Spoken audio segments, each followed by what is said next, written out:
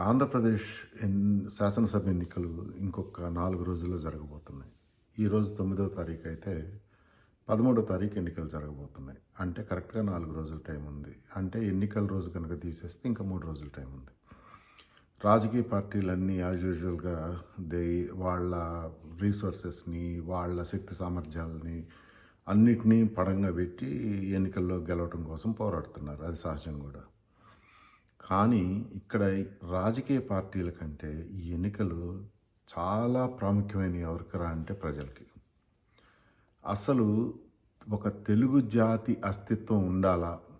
అసలు తెలుగు జాతి అనేది ఒకప్పుడు ఇక్కడ ఉందట, అది కాలగర్భంలో కలిసిపోయింది అని మనం పుస్తకాల్లోనూ చరిత్రలోనూ చదువుకోవాలా అనే ఫ్యాక్టర్ని డిసైడ్ చేయబోయే ఎన్నికలు ఈ రాబోయే ఎన్నికలు.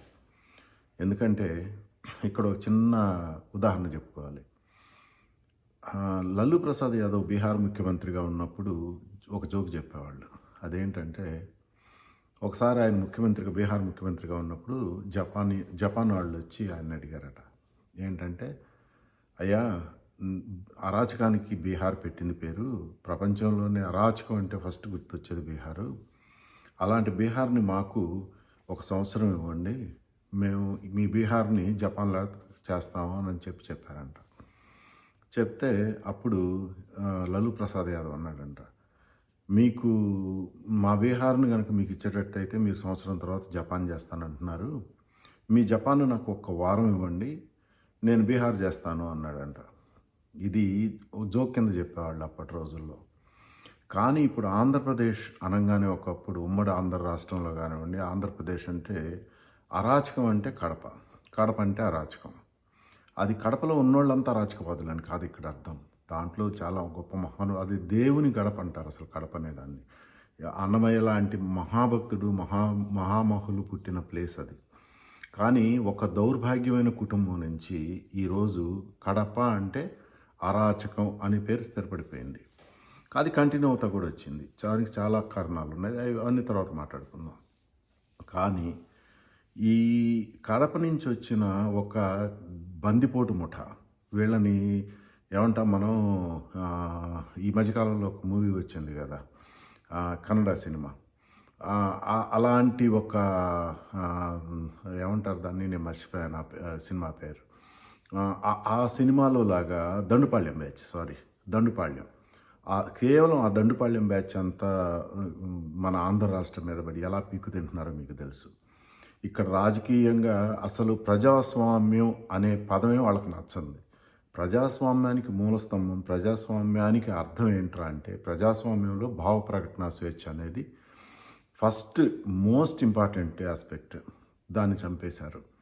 ఎక్కడా వ్యవస్థలాగా పనిచేయట్లా, అన్ని వ్యవస్థలను చంపేశారు, ఇంక్లూడింగ్ న్యాయ వ్యవస్థ ఓన్లీ వాళ్ళకి ఎవరికి అనుకూలంగా మాట్లాడుతుందో, ఎవరికి అనుకూలంగా పనిచేస్తుందో మనం అంతా చూస్తూనే ఉన్నాం.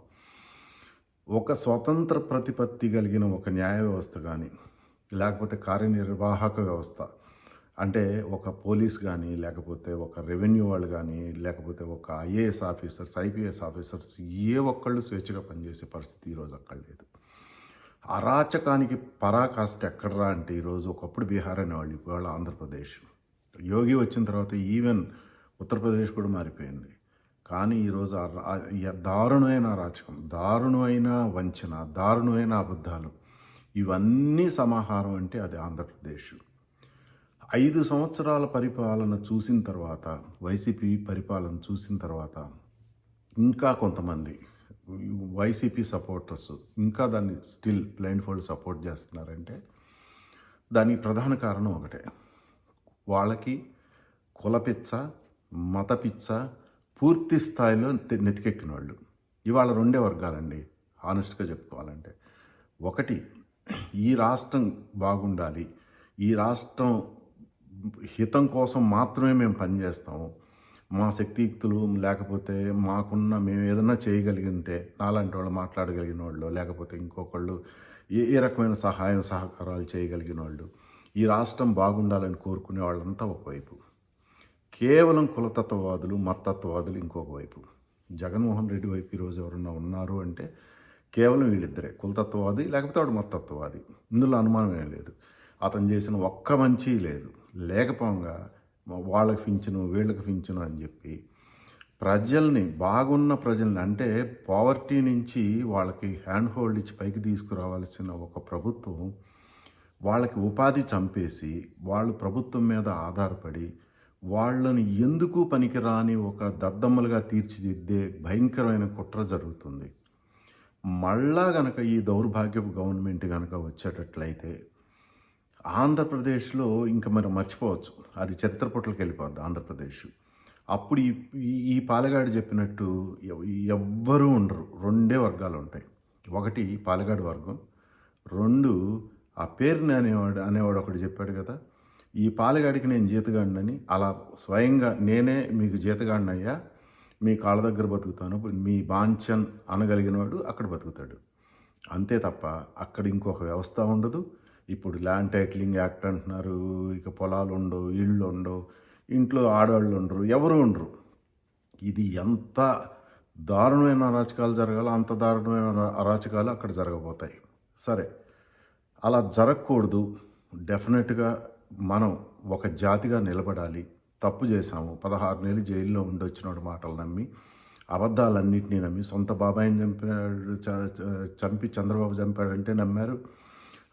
లేకపోతే తిరుమల తిరుపతి దేవస్థానంలో పింక్ డైమండ్ చంద్రబాబు దబ్బేశాడంటే నమ్మారు. అలాగనే ఒకటి కాదు, అమరావతి కాదు, అది భ్రమరావతి అన్నారు. అమరావతి 30,000 మంది రైతుల పొట్టగొట్టారు, వాళ్ళ జీవితాలను రోడ్డుకి ఇచ్చారు.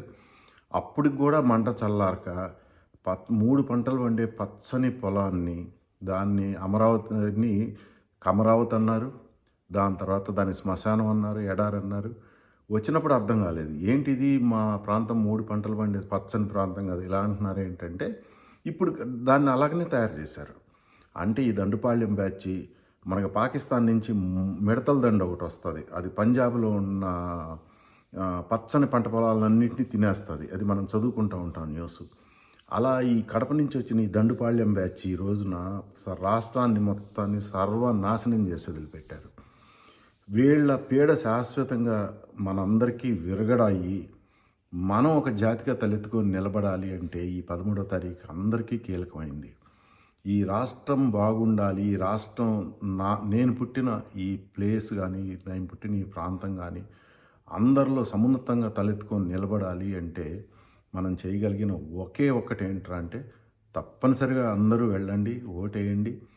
ఈ వైసీపీ కాదండి, పో అనండి. ఒకవేళ గనక మనం అంటే ఈ రాష్ట్రం బాగుండాలి, ఈ రాష్ట్ర హితం కోసం పనిచేసే ఎంతోమంది మేధావులు ఉన్నారు. వాళ్ళల్లో ఇప్పుడు ఇతను ముద్రేశాడు కదా ఒక ఎల్లో మీడియా అని చెప్పేసి, దాంట్లో ఇప్పుడు ఈ TV5 సాంబశివరావు గారు, లేకపోతే బిఆర్ నాయుడు గారు, రామోజీరావు, లేకపోతే చంద్రబాబు నాయుడు, లేకపోతే ఇలా పనిచేయగలిగిన మహా టీవీ వంశీను, ఇలాంటి వాళ్ళందరూ ఎవ్వరూ ఈ ఎన్నికల్లో కనుక మళ్ళీ పాలెగాడు గెలిస్తే వీళ్ళెవ్వరూ మళ్ళీ చరిత్ర పుటల్లో ఉండరు. అప్పుడు వాళ్ళు, ఎందుకంటే వాళ్ళందరూ అస్త్రసన్యాసం చేస్తారు, ఇంకా చేయగలిగింది కూడా ఏం లేదు. ఇప్పటికే దీన్ని మళ్ళీ రీకన్స్ట్రక్ట్ చేయటం అనేది తలకమించిన భారం. ఆ భారాన్ని కనీసం అందరి స్వయం కృషితోటి మనం డెఫినెట్గా సాధించుకోవచ్చేమో. అంటే అట్లీస్ట్ ఒక 30 years కనుక మళ్ళీ ఇలాంటి ఒక దౌర్భాగ్యుడు మళ్ళీ ముఖ్యమంత్రిగా కనుక రాకపోతే మనం చేయొచ్చు. కానీ పొరపాటున గెలిస్తే ఇంకెవ్వరూ ఉండరండి. నాలాంటి వాళ్ళు కానీ మాట్లాడటానికి ఎవరూ మిగలరు, మద్దతు తెలపడానికి ఎవరు ఉండరు. అన్యాయం, అక్రమం, ఇలాంటి పదాలు చాలా చిన్నపోతాయి. ఈ తెలుగు భాషలో దీనికి మించి మాకు అన్యాయం జరిగిందని చెప్పడానికి ఇంకొక పదం కూడా ఉందో లేదో నాకు తెలియదు. సో మనందరిది ఒకే దీక్ష. ఆ దీక్ష ఏంట్రా అంటే, మనసా వాచ కర్మణ ఈ దౌర్భాగ్యపు గవర్నమెంట్ని ఇంటికి సాగనంపుదాం. అది మన దీక్ష.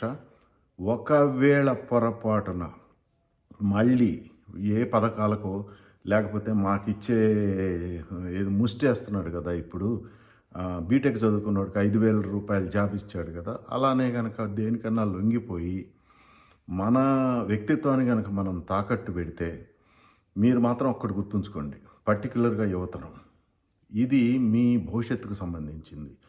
వాడిచ్చే ముష్టి 5,000 రూపాయలు ముష్టి కావాలా మీకు? మీ కాళ్ళ మీద మీరు నిలబడి లక్షల రూపాయలు సంపాదించుకొని, లేకపోతే వేల రూపాయలు సంపాదించి ఒక కుటుంబాన్నో, లేకపోతే మిమ్మల్ని మీ మీద డిపెండ్ అయిన వాళ్ళని మీరు ఇంకా గొప్ప స్థానానికి తీసుకొచ్చేలాగా మీరు ట్రై చేయటం కావాలో అది మీ చేతుల్లో ఉంది. ఇది యువతరం ఇష్యూ.